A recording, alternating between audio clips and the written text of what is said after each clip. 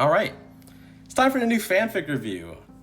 This one, not suggested to me, I didn't have it ready. I was looking through the fics list, looking for something that was a little shorter because most of the fics I review are like at least 50k words each, and I'll never get them done until like part 10. And so I was like, is there one that's a little shorter? I came across this and I was like, oh, it's a one shot. Nope. It's just part one of, I think, an ongoing fic that just is very new, so it's not got a lot of progress on it. But there are only 2 chapters released, so honestly, if this goes well, we could just follow along as it continues to get updates, which I'm looking forward to because I saw this and I thought it was really interesting, and I am looking forward to reading this. 1 Year to Remember by KTKompa. Onikata Kayoko should have met a group of girls to start a club and odd jobs agency. The rest would be history. That never happened. No longer part of the Prefect Team, she has 1 year left before graduation. She has no idea what to do with it. I think one of the main reasons why this stood out to me, I don't think Sensei will have a large part to play in this. At least he's not going to have like a protagonist role. And so it's purely focused on student-student relationships, which I'm really excited for. I'm really looking forward to this. I think Beware of Dog is kind of the same thing, but Kuroko there takes the role of Sensei, so it's like a 50-50. This is like entirely student-student relationships. Blue Flower, kind of the same thing. Blue Flower, but the thing is, Trash Chan is like, we didn't get to meet any original students, so this one is gonna seem pretty intriguing because we get AU and we get students that we know in different settings, different relationships, so I am really looking forward to this. Life is quiet. Gehenna Academy had enough fun for the day. Even rowdy students needed sleep to start up trouble, so the night was peaceful. There were probably some firefights out there in Kivotos, but a little cafe tucked in one of Gehenna's districts was nowhere near them. The only fights going on were some jokes between friends about plushies, trends, or other various topics. Onikata Kayoko was one of several others that sat alone. She had a table to herself near the windows with her earphones on and eyes fixed on her laptop. An assignment finished, and with the press of a button, the last of her school-related work was completed. A sigh escaped her lips as she closed her computer and stuffed it in her bag that was resting on the ground beside her seat. Kayoko's eyes glanced briefly at her surroundings after zipping her backpack shut before returning her sights on the cup she left cool while she worked. I don't have a lot to complain about, especially after leaving the Prefect Team.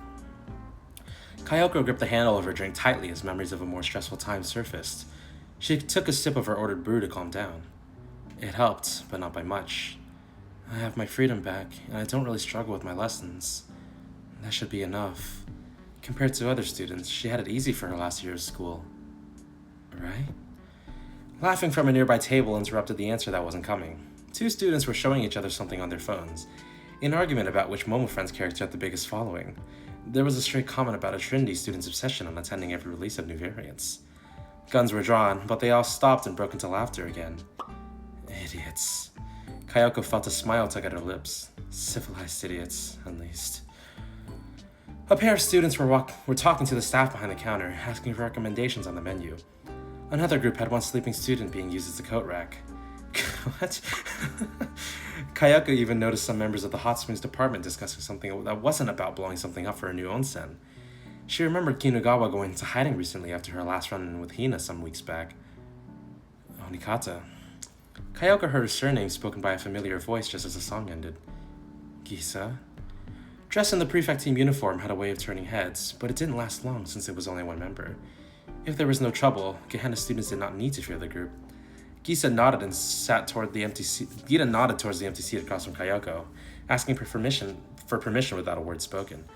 A nod was all she needed to give, and the Prefect Team girl sat down and took her cap off. An awkward silence reigned over for the next few minutes. Here on orders? Kayoko decided to break it as she pulled off her earphones. No. Gisa did not hesitate on the answer. I came to check up on an old friend. Were we? Kayoko raised a brow. And maybe not in the same way as the others here. Gisa nodded toward the other students talking.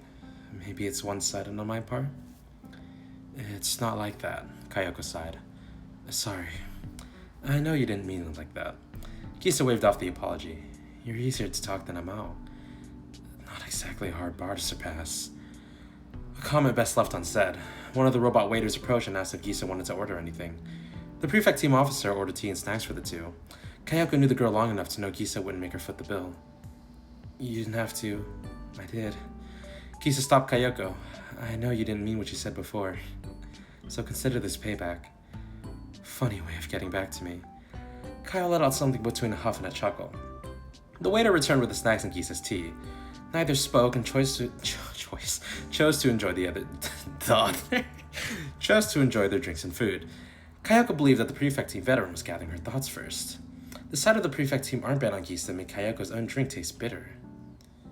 Bitter. One word to describe a lot of her time in the Prefect Team. All my effort, and I still couldn't.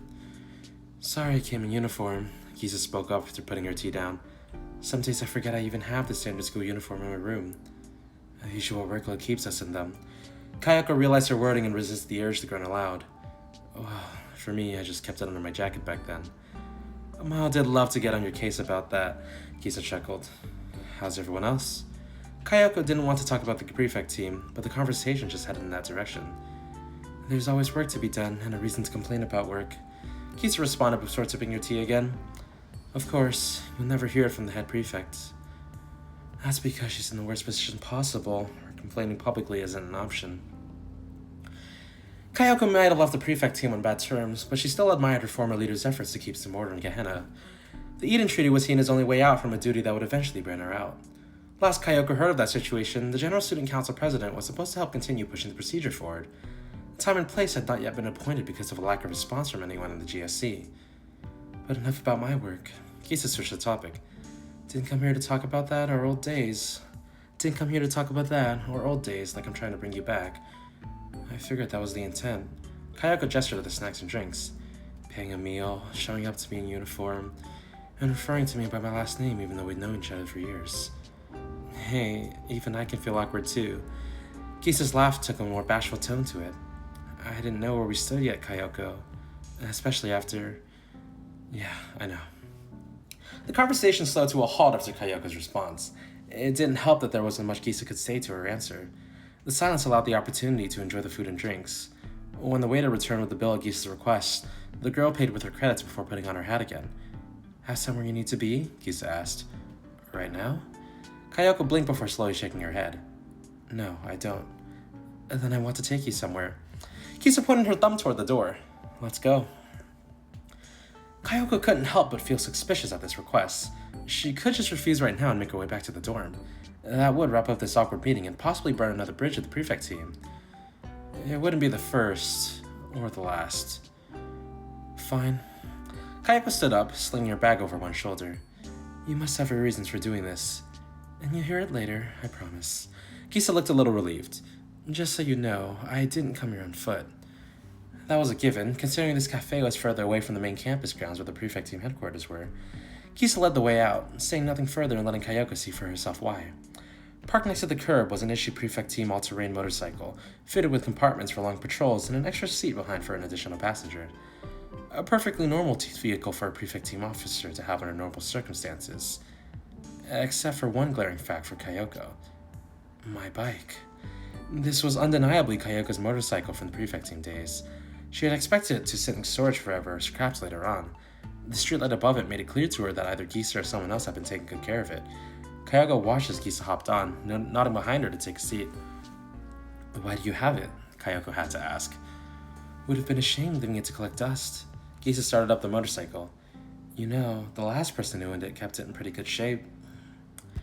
Kayoko couldn't find the words to respond to that comment. She only sighed and got into the back seat, putting on the helmet that was attached on the tail end. The sound of the engine roaring as Gisa started driving had a nostalgic feeling to it. She had better memories with her old ride than some people in the Prefect Team. We're approaching the borders of our district. Her previous worst-case assumption that she'd see the Prefect Team headquarters was proven wrong. Gisa parked the ride near stairs leading up to a hill that overlooked one bridge leading into the Amnatishtan district. I hate that word. If Kayoko remembered correctly, there was a gazebo here for potential tourists who wanted to sightsee one of Gehenna's landmarks. I like to come here and unwind, Gisa dismounted from the motorcycle.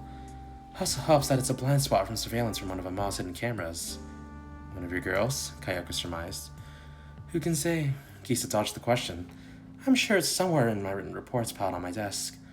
Hopefully, no one placed it near the shredder machine where it could accidentally fall in it. That would be a real tragedy. Kayoko decided to let that subject die there as they walked up the stairs. The gazebo was empty, but an owl was nearby making noise. Kisa chose to look out toward the building belonging to the DU and leaned over the railings. Since when do you smoke? Kayoko leaned against one column as Kisa pulled out a small box. Since never. The box opened to reveal candy sticks colored like a cigarette. Want one? Kisa held out the carton to her. Kayoko pulled one out and stuck it in her mouth. The taste reminded her of Hakiyako's treats from the last time she attended a trip to that school district. If Kisa's candy did come from that school territory, Kayoko couldn't confirm it now after the girl stowed the box away. No one's saying much yet. Parts of Kivotos are starting to shut down. Kisa said as she pointed towards the DU sector on the left. You know what Gehenna troublemakers are, Kayoko. If they see an opportunity, they'll spoil the trouble they gave to the Prefect Team to other places too. More than half of delinquent-related issues in the DU are reported as Gehenna students. Kayoko recalled his data report in the past. How's that related to bringing me here? Well, for starters, if there's one thing Gehenna prides itself in, it's not waiting. Kisa turned her head to Kayoko. We're a pain in the neck for everyone else in Kivotos. But if there's something we want to do, then we go for it. Kisa held out her next gift. You should try it sometime, Kayoko. The familiar sights of Kayoko's bike keys were within her grasp to take. Kisa released her grip on the keys, and Kayoko caught it without thinking. You took me all the way out here just to give me my old ride back? Kayoko asked after looking back up. You're going to get in trouble for this. Definitely. Kisa laughed off her piece of punishment. That's my problem, though, not yours. Kayoko watched as Kisa put some space between them with her closer towards the stairs. For the first time this night, the Prefect Team officer looked uncomfortable. Really, I thought she looked pretty uncomfortable in their first meeting. Kisa awkwardly scratched her cheek and looked off to the side like she were being lectured. There's something for you in one of the storage compartments, Kisa said. Check it after I'm gone. It's not contraband, right? Kayoko raised an eyebrow. No, Kisa shook her head fiercely. It'd be less embarrassing than what's actually in there. So, what is... I'm leaving. Kisa turned and jogged. Good night, Kayoko. At a complete loss of words, Kayoko only watched as Kisa's figure disappeared down the steps. Even the owl hooting nearby sounded like they're confused too. Kayoko pulled out her phone and waited for a few minutes before deeming 7 minutes long enough. Curiosity made her impatient enough to head back down the hill to where a motorcycle waited for her. Kisa said it was in one of them. This was it. Secured in one box was a voice recorder and a pretty old device too from the make of it. Kayoko sat down on her bike and plugged in her earphones into the machine. She pressed play and adjusted the volume as static crackled loudly at first. It sounded like people were muttering in the distance until someone's nervous voice came through. Is this thing on? Hane. Onikata-senpai? I don't know if you remember me, but it's Hane. Or is it?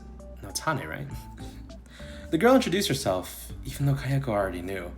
I wanted to say thanks for everything you've done for me at the start of my year in Gehenna. Kayoko faintly remembered Hane going through a rough patch during her first few months. Beyond that, the details were hard to remember. I wonder if you remember any of it. Even if you don't, I do.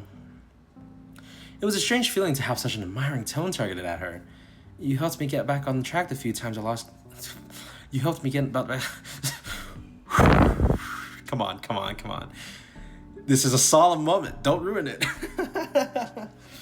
You helped me get back on track the few times I got lost on patrol without my phone. Honey laughed nervously. Captain Shiromi got really angry at me during those days, but not so much anymore. It's coming back to me a little. Kayoko started to get a clearer picture in her head of the last interactions with the young first year. You were pretty bad at paperwork too. There was the paperwork I messed up. Hane followed up, proving Kayoko's memory correct. You stayed after hours to help me fix it. You always look so cool, you know. I kind of get why Kisa ran now. Kayoko felt her cheeks heat. I kind of hate her for it. Even after you graduate, I'll always remember you as a cool senpai. Hane had to be blushing, as she could hear some small laughter in the background, especially when you carried me all the way to a medical during a bad firefight. So, I hope you have an amazing last year, and Hane, you look like you're about to die over there speaking to a recorder. Kisa's voice could be heard in the background. Somebody pull her out of the fire already. Her cheeks are cooking hotter than a flamethrower. Okay, I'm up then. Laughter and shuffling mixed, but the other voice that spoke more confidently struck through it all. Unikata-senpai, this is Rashe. The new person announced themselves clearly. I want you to know that I almost quit the Prefect Team if it wasn't for you. That was news to Kayoko concerning the second year. As far as her memories were concerned, the only issue that we recalled was that Rashe's combat evaluations had been poor. Hako and Niori had a debate once, and Rashe had been part of the pool of students to be re-evaluated. Kayoko knew Russia had good potential, but it was not her battle talent that was the issue. I signed on the Prefect Team to stop Gehenna fun when it got too out of hand. Russia continued as the talking in the background went down in volume. My combat efficiency was lacking, so if the higher up people didn't see improvements, they'd send me to more office-related work. Your issue wasn't your skill. I had no idea what I was doing wrong until you pointed out to me one day during firearms training. Russia let out a dry laugh. I was using standard-issued weapons, thinking if I kept at it, something would improve. It didn't. You took one look at the armory, shoved a new gun in my hand, and said this was more my style. You fixed my problem in a few minutes when I was struggling with it for my whole first year. A heavy silence followed. Kayoko wasn't sure if the recording ended there or not. I wish I had gotten to know you better. There was a sudden sound of movement. I hope your last year is a great one. Rashe? Hane's voice spoke up in the background. Why are you saluting the recorder? A bad habit. Rashe had the decency to sound so embarrassed. Gisa, your turn. Another voice in the background called out. Me? Gisa sounded surprised. This was my idea. This means I get to sit this one out. Absolutely not, Hane and Rashe responded at the same time. You can't make me. Grab her, she's running for it. Kayoko couldn't help but crack a small smile at the sound of Gisa struggling to escape her fellow Prefect Team members. There were arguments and laughter in equal measure, and others wanting to speak too. A sigh of surrender from Gisa meant she was sitting in front of the recorder now. Gisa's last-minute awkwardness made more sense now. I don't have a grand story to tell, Kayoko. Gisa spoke as the laughter from everyone else died down. Ahane and Rashe did most of the work there. If you're hearing this now, I'm probably gone. Please don't chase me down on your bike. The temptation was certainly there. If I have to say something, it's about you leaving the Prefect Team. Kayoko tightened her grasp on the recorder. I'm not going to point fingers at who was right and who was wrong. Gisa spoke seriously as everyone else was likely listening intently. I understand why you left. What happened afterward made me start this whole recording session with the others. I'm just trying to say... Onikata-senpai, go out and have some fun, one voice cried out. Like a domino effect, more people joined in. Do something stupid, but not too stupid. Preferably something that doesn't have us hunt you down. You interrupted me after making me do this. He sparked back at the others in annoyance. Whatever. They said what I wanted to. You got all that time for yourself now, Kayoko. Go have some fun with it. The recording cut off just as somebody else was about to yell again. Memories of helping others below her rank had been instinctive for Kayoko back in the Prefect Team. They were just ordinary things to do in the group back then for her. She never thought from the other perspective that they were treasured memories. Kayoko had been too focused on other matters in the past. Tasks she failed that made her stop moving. Stuck like her motorcycle had been before Gisa brought it back to her. Kayoko looked back at the keys in her other hand before she stuck it in the ignition switch. She turned it and the ride roared to life, and some part of her felt more awake now too. Fine. I'll stop waiting if that's what you all want. Kayoko stored the recorder away and put on her helmet. You all want me to have fun? I'll give it a try. It was only fair. Alright. Sick. Now, what can we say about this? It's pretty unique, obviously. It's interesting that we've chosen to include a bunch of students that we don't know. And I think that's for the better. Prefect Team students, the ones we know, are pretty eccentric. And it would be a little awkward for them to do a goodbye like this. Sometimes, when it comes to fanfiction, you have no other choice but to just come up with students to get the backstory and emotion that you want. And in this case, I think it was pretty good. I like Gisa. She was written to be very charming. I think if I had to say anything about my thoughts on how the chapter was written, not much. It was very short. I mean, it's structured to be condensed into a single story. Like, even though there's a continuation where she actually goes out and visits the FTF, which we will read right after this. This was meant to be a very short and comfy read. A story that does hint at some sore spots in her backstory that make you question it, but don't linger on it for too long, and ends on a very sweet note that is very enjoyable. But going back to if I had to say something, dude, whenever I talk about having something to say, it's always a dialogue. I always have to something to nitpick about the dialogue. And I have to read it every single time. It's not like, it's constructive criticism. And it's not like objective criticism. I thought this was bad and I think it could be better like this. It's simply that I have a very particular view on dialogue, because that's the part I focus on the most. I always say this, people are much better at descriptivism than me, and I try my best to get better at it now. I try my best to practice it now, but the one thing I've always focused the most on is dialogue. And so when I have something to say, it's always about the damn dialogue. And so in this case, the awkwardness between them at first is completely fine. Okay, so obviously if it was Rache or Hane coming up to her, I think maybe Kayoko would receive it a lot better. Gisa and Kayoko seem to have this relationship. Now I'm not even like trying to criticize. Now I'm not trying to give constructive criticism. Now I'm just analyzing. If I had to say, it seems Gisa and Kayoko's relationship is very, like I said, it was awkward. Like their first interaction, it seems to have always been pretty awkward. Like they have some good moments together. They clearly seem to have some moments of bickering together. But in the end, Gisa decided to just come up to Kayoko and give her the farewell gift. She could have easily passed it off on Rache and Hane, but I suppose Gisa felt it was right that she delivered this farewell. Like, stepping up as a little leader for Kayoko's old fonder memories with her juniors. Now, this little part, I won't really say much about it. Like, if I try to say anything, I'm gonna take like 5 minutes thinking about it, and it's gonna be a really small nitpick in the end. So I'm just gonna leave it at that. Super enjoyable. I'm gonna leave it a comment real quick. I will be back. All right, I finished, and it's time to follow up with the current update of this journey. A year in Abydos. It's hot, plenty of sand, lots of trouble waiting too. Kayoko is going to find one of these more tiring than the others. It's not the sand, I tell you that. Or, I hope so. I assume so. Abydos, an academy that once had all the power and wealth in Kivotos once upon a time. Now nothing more than a desolate landscape of ruin buried by sand. Kayoko remembered a report in the Gehenna archives about a legendary student who defeated close to 100 reigning Abydos presidents. That brought about the golden age of the district. Whoever that girl was must have been incredible. They would probably be sad to see the state Abydos is in now. Kayoko chose this district as her first trip away from Gehenna because it was quiet.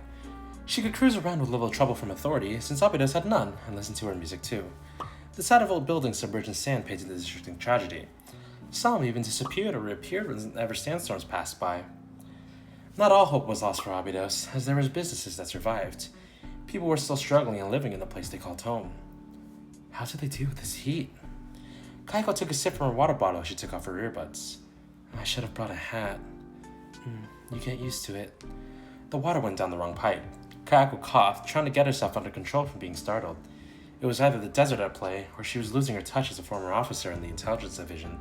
She turned towards the mystery voice to see the person who got the jump on her. Abydos uniform. A wolf girl with gray hair and mismatched pupils. Nice bike. The unknown student's eyes seemed to sparkle at Kayoko's ride. Thanks. Kayoko responded while looking to see where this girl could have possibly come from.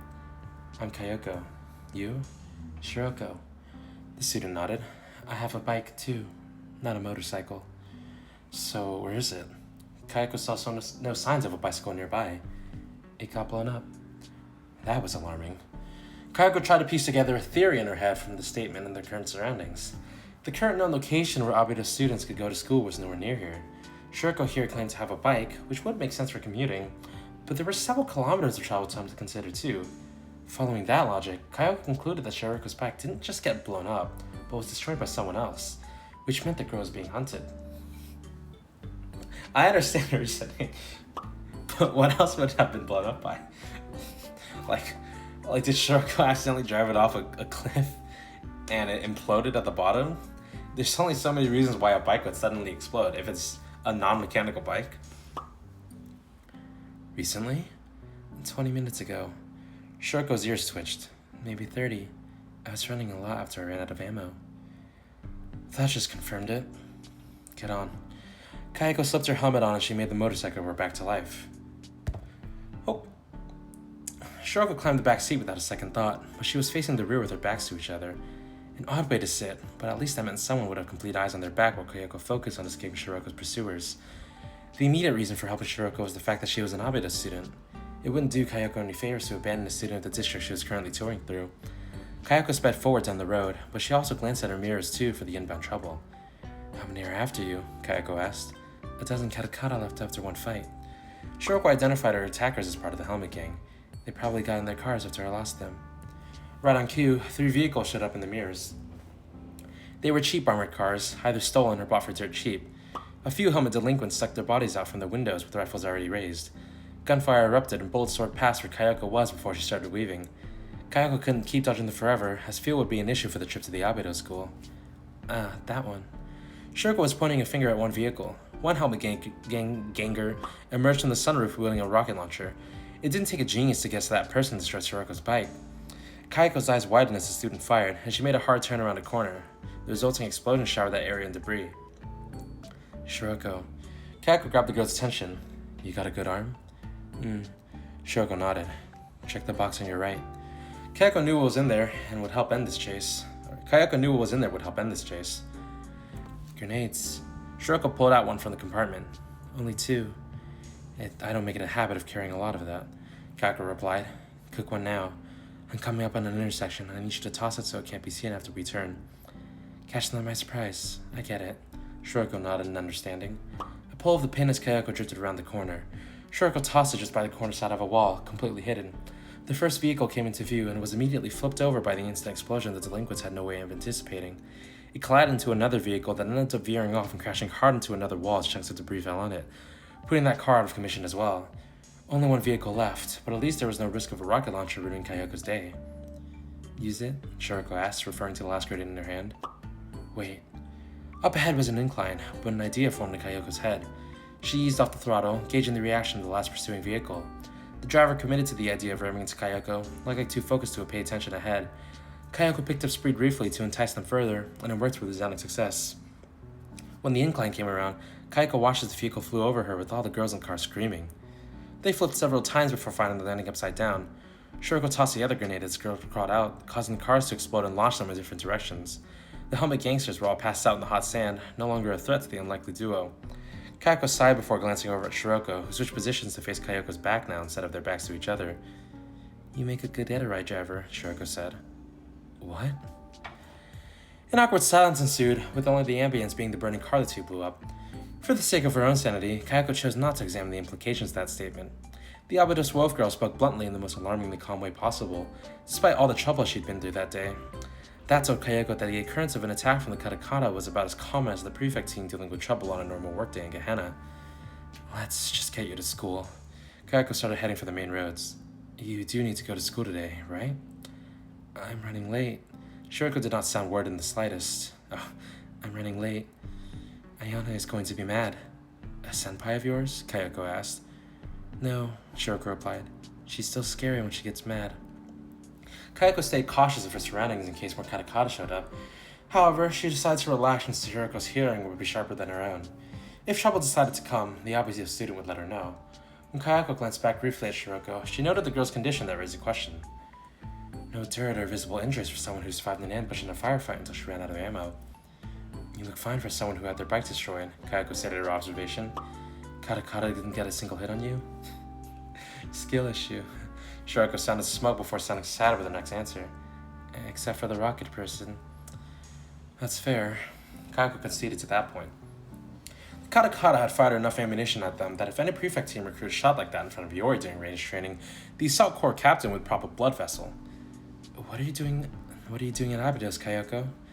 Kayoko had been expecting that question to come up eventually the moment she made contact with a student in the district. On the list of places to go as a tourist, Abydos was definitely on the bottom list for any sensible person. You know, Arias would be lower if they knew that place existed. At least she hadn't picked Red Winter. The truthful answer would be admitting that a former coworker shoved her old keys back into her hand and told her to stop being bored and have fun. She wasn't about to say that. I'm taking trips around Kivotos, Kayoko answered. Abydos seems like a good choice, though I'm having my doubts now if I'm going to be chased by the local gangsters from now on. The katakata had have a reason to pursue Shiroko, and Kayoko found it hard to believe this unusually calm student would be the aggressor. No, you should be fine, Shiroko assured her with a shake of her hand. her head. Kudakko is only focused on attacking Abydos. That was a loaded answer, but Kayoko couldn't pry any further since it was a school affair. Shiroko would get suspicious if Kayoko asked to dive further into the subject. The two may have mutually cooperated against the Kudakko attackers, but they were still strangers that only met today. There was trust established, but not tight enough to be confidants. Sounds rough. Kayoko left that subject with only a comment. Hey, I don't know the best route to your school. I know the way. Shiroko nodded. Keep driving until we see a ruined market stall with a broken pufferfish. Then we need to change roads. Got it. Let's speed this up a bit. Kayoko had been casually cruising, but now it was time to really get moving. Hang on tight.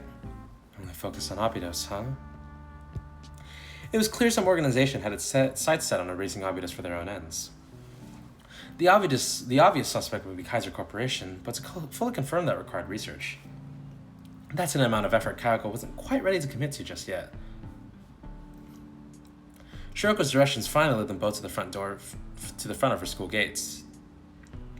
Must be the annex building. Kayoko drove in slowly until she parked close to the main building entrance. Their proper school had been buried for a long time, after all. Please stay. Shiroko climbed off the bike as Kayoko took off her helmet. Uh-huh. Kayoko looked at Shiroko as she walked up the steps to her school. Why? You helped me. Shiroko stopped and looked back at her. Need to pay you back. I don't want to owe you. Or, you don't need to. Kayoko was hoping to find the nearest gas station for their tank up back to for the trip back to Gehenna. Don't want to owe you. Shiroko's tone change startled Kayoko. We already have enough debt. The front door burst open as a trio of students in Abydos uniforms surrounded Shiroko. Shiroko!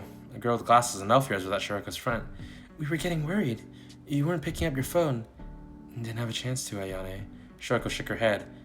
Where the heck have you been that wouldn't let you call? Where the heck have you been that wouldn't let you call? One cat girl with twin tails asked before looking at Kayoko with a distrustful look. Who's this? That's Kayoko. Shiroko looked back at Kayoko with a thumbs up. She's my getaway driver. You're what? Shiroko's eyes could have bulged out from Shiriko's answer, but at least it helped ease the attention of Kayoko temporarily. It helped that two of the three were identified, but the last one seemed focused on her. A blonde girl with green eyes and a gentleness to her that reminded Kayoko of Shinatsu. The stare wasn't of suspicion, but of curiosity. Hi, Kayoko. I'm Nanomi. I kinda hate the voice I gave her. Hi, Kayoko. I'm Nanomi. It's not much better. The girl smiled warmly as she took the first step of the trio to approach Kayoko. Thanks for helping Shiroko. Sorry for the trouble she put you through. It's fine. Kayoko shut off her bike since it didn't look like she was leaving now. I think her only trouble would have been getting back on foot if we hadn't met.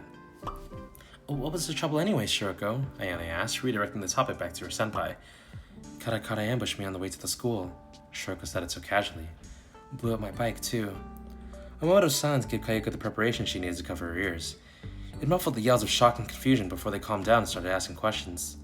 You took the long way around, didn't you? Shiroko accused, to which Shiroko had no rebuttal for. They were absolutely stalking your routes. Shiroko, you really need to be careful, Ayane lectured. You know our last meeting talked about how their tactics have changed. And their tactics didn't help their aim, Shiroko replied. Shiroko's so silly, bro. Well, they still got your bike, Ayane pointed out. How's your ammo? All out. Shiroko pulled the magazine off her rifle to show it. Again. Our stockpile isn't doing too well. Ayane sighed as she rubbed her temples.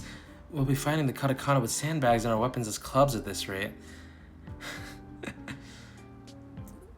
Shiroko causing a stare again.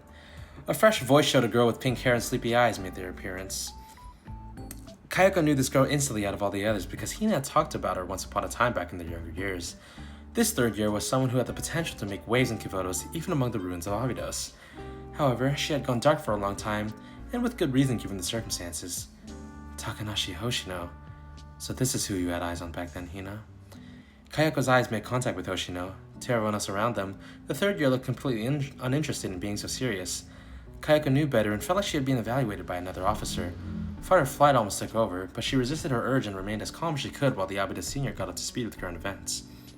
We usually only get an invited guest or the collector to our school. Hoshino spoke aloud as she casually made her way to Kayoko. Maybe you're a transfer student to our school soon? A recruitment attempt and play at humor later with other meetings. Just visiting. Kayoko kept her tone very formal. I'd really be in the wrong if I didn't pitch in for one of your juniors who needed help. Well, it's appreciated. Hoshino accepted her answer. I don't get to meet other fellow seniors often. So this old man thanks you for your help, Kayoko. I want to pay her back for her help.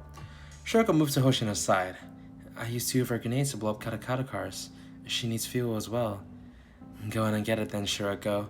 Hoshino motioned for the wolf girl to get going. Your grenades will do. Shiroko turned and headed inside the school. Wait for me, Shiroko. Sarika decided to join her, but it felt like that was an excuse to get away from Kayoko. Does your motorcycle use standard pump, Kayoko? Ayane asked. Yeah, it uses nothing special, Kayoko responded, knowing that refusing this would be more trouble and effort than it was worth. I'll help carry it, Ayane. Nonomi followed her kohai. The absence of the 4 juniors left Kayoko alone with someone that he believed to have strength comparable to the elite students from the other academies. Hoshino sat down on the steps, tilting her head back to look up at the bright sky as the pair waited in silence. Kayoko wasn't sure whether to start a conversation or wait out the quiet until Hoshino's friends returned with the items to pay back Shiriko's debt to her. It was tempting to put on some music, but it would probably look rude in front of the authority figure of Abydos. Are we good? Kayoko decided to finally break the ice. Yeah. Hoshino's response was neutral. I think so. Someone who helped Shiroko can't be all that bad. You sure? Sure as can be when I looked at you. Hoshino looked down and directly at her. You're here in Abydos for something, but what you want doesn't need this old man to get serious. You got all that from a glance? Kayoko could not even begin to comprehend Hoshino's sharp intuition. This old man has good eyes, Hoshino declared with half-lidded eyes. What about you? Huh? Kayoko wasn't expecting a redirect. You've got good eyes too, Hoshino yawned. What did you see? Kayoko knew the information on Hoshino, about what happened to someone a long time ago. The Abydos senior was expecting an answer, but the calmness to her could change in an instant if Kayoko worded her answer wrongly. You've been tired for a very long time, Hoshino. Someone tired. Not physically, but...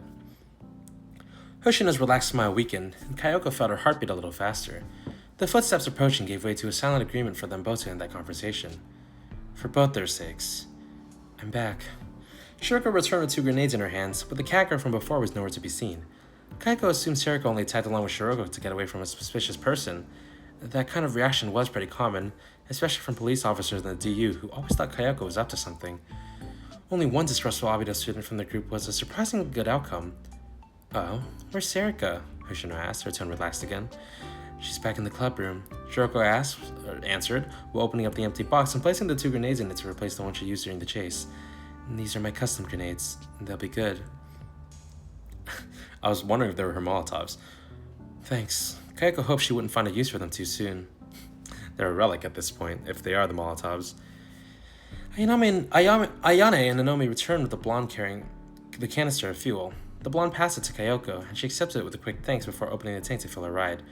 Hoshino saw the opportunity to escape and stood up as she turned around to enter the building. Ayane noticed her leaving immediately like it were an instinct. Where are you going, Hoshino? Ayane. Sarika's all bare lonesome. Hoshino stretched her arms. This old man needs to make sure she's not sulking alone. A final hand wave without looking back. The sleepy senior was gone. Kayoko was relieved, since this would allow that conversation from before to cool down. It wouldn't be forgotten, but they could move past it. So, Nonomi clasped her hands together with a smile. Will you be coming back to Abydos sometime? Kayoko knew the option to say no was the simplest one. It also had consequences down the line if she did end up in Abydos again, and it was discovered by the students to be staying around. A level of trust would be lost that she gained today, and if nothing else, that Sarika girl would probably boast that she was right not to trust Kayoko. The memory of Gisa and the others on the recorder came to mind about having fun with the newfound freedom from the Prefect Team responsibilities. I'll stop by now and then. Kayoko made her choice. Need to make sure I'm up to date on my classwork before any visits can happen. Great! Nonomi's eyes brightened as she pulled out her phone. Then how about we exchange numbers? Sure. Phone numbers and a nearly empty fuel canister were exchanged between the two. Shiroko then held out her own phone with eyes shining, just like when the wolf girl first saw Kayoko's bike back on the road. Kayoko entered her second new contact on her phone, and Ayane peeked over Shiroko's shoulder. The expression on the girl in glasses went from neutral to horrified. Shiroko! Shiroko blinked at Ayane. You can't label her as getaway driver. Shiroko at least had the decency to look like she was contemplating her actions. Get back here, Shiroko! At least she turned and ran. That's not an answer! Nonomi giggled as both disappeared into the school. Kayoko couldn't help letting out a small huff of her own at the sight.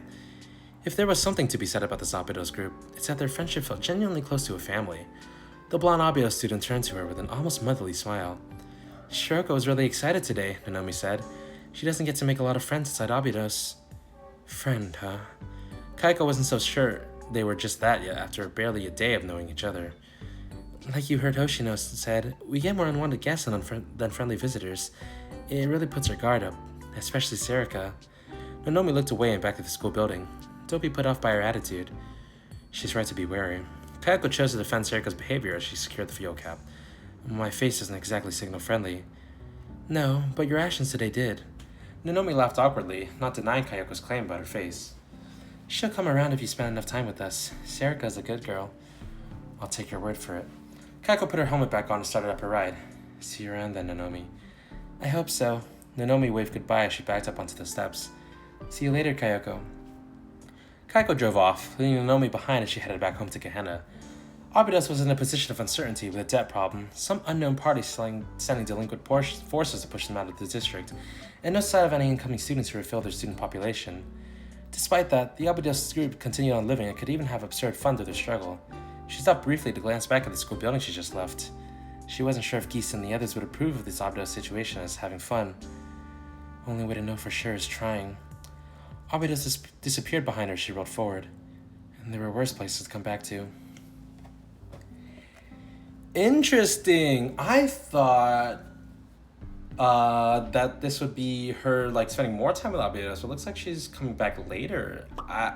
If she's going to travel all around Kivotos, that'll be exciting, you know, getting to see what Kayoko's conversations and relationships would be like with a bunch of students. Like, the two golden children. Okay, well, one of them is Ibuki. The two golden children of Abydos, Ibuki and Alice. Any student who meets them, a 10 out of 10 seed, no notes. As long as they're the pure bundles of joy that they always are, any scene where a student is interacting with those two, or even Sensei, any OC, anyone, when it's about Ibuki and Alice, those are just my favorite scenes. And that's a little derivative of that. Any student scenes are always really nice as well. So now I'm curious to see where it's going to end up. If she's going to visit a different school next, if it's going to be another Gehenna chapter where maybe she runs into Geese again. I feel like playing that card would be a little too soon right now, because the whole point of the previous one-shot prologue was to show Kayoko moving on from everyone in Gehenna. Obviously, she has to come back, but I feel like her keeping her loner aesthetic would make more sense, and maybe next couple chapters we'll see her visiting and revisiting and just getting to know everyone and spending time. I don't know what's in store for this, but I'm really excited, and I can't wait. I'm gonna leave another comment.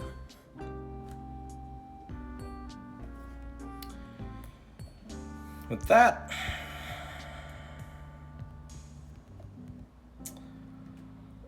we are done. This fic is over. No. I'm so excited. I really want to continue reading this. I really want to see what happens next. Man, stories like this make me feel good. Why do I bully myself with Repent, bro? Repent is like the worst case scenario of student-student relationships and conversations. It's like it's everything I hate. Everything, like, no wholesomeness, no character consistency, just straight flames. This is nice. Like I said, I don't want her to see her old Prefect Team members too soon, unless it's like a dismissal of them in like a casual, like show up. Comments about the fic itself. I do have a couple things to say. This is really just more of a writing technique nitpick and not really a plot nitpick for the plot. I guess I could say that too. But like, it's still, I still understand it. I just feel like Kayoko's like awkwardness being in Abydos may be a little over exaggerated, but it might not be. I haven't really taken time to explore what that implies, like her traveling to a whole new district. Like Serika's distrust, it's a little exaggerated and borderline a little racist, but it's like it's warranted. Kayoko, despite just standing there and being someone who literally helped Shiroko out of a pickle, she's still a stranger, and she could have ulterior motives. It's not wrong to think that. Serika is just, you know, little trigger happy when it comes to that kind of stuff. And in general, I feel like it was her awkwardness, especially with Hoshino as well, maybe a little over exaggerated, but maybe because Hoshino and Hina have a little bit of a weird history, and so because Kayoko's from Gehenna, I don't know if Hoshino knows that. Maybe she figured that out. Other than that, maybe it's over exaggerated in my eyes, just like when I look at it from one angle, but from another angle, I completely understand. And just for general comments about writing technique, I see this a lot actually. After a line of dialogue, like I said, it's always a dialogue. After a line of dialogue is finished, the description that follows it usually restates what was implied in that line of dialogue. The reason why I don't really like that is because it's like in natural flow of a story, and when dialogue is going on, like I'm imagining these characters in conversation. What else I want to know is what they're thinking that wasn't revealed in that line. When the next line right after immediately tells me what I already assumed from that line, it kind of makes me double back and slightly takes me out of the story for like a millisecond. It's a really small nitpick, and in terms of general writing quality, it's not the worst mistake you can make. In fact, it's one of those really small mistakes, and I didn't touch on it earlier because it's such a small mistake that I didn't really think it was worth mentioning at the moment. But now that this review is over and I have a little bit more time to yap, I don't even know if anyone's even watching this part, I can say like, whenever they make a note about like skill issues, Shiroko sounded smug before sounding sad. That's fine. You know, she could have said it very when it says something like Shiroko said it very plainly. You know, something like that. Like when it's a little ambiguous how they said it or what they're thinking, that's fine. But there's something that aren't that ambiguous. And this too. Shiroko showed her with a shake of her head. You could also just say Shiroko shook her head. You don't have to say that Shiroko showed her. That's implied by her saying you should be fine. And that's implied by Shiroko literally shaking her head. No. Sounds rough. Kayoko left that subject with only a comment. Yes, she did. So just leave it on sounds rough, and maybe Kayoko paused for a couple seconds. So like continuing her action instead of letting me know what that dialogue meant for her. It's just small nitpicks like that. Other than that, again, like I said, super excited. I'm never excited about fics as much as I am for these student fics. That, like I said, explore a question. I put that in the comment that I left earlier, and I suppose I'm not including that in the video because I just whatever. Maybe I did. I don't remember. Like, what the hell was I about to say? Yeah, student fics is just my favorite. I love them so much. They hold such a really dear place on my heart, and I should read more of them. And instead, I read Joshua Sensei and repent. Anyway, review over. Thank you so much for watching, and see you.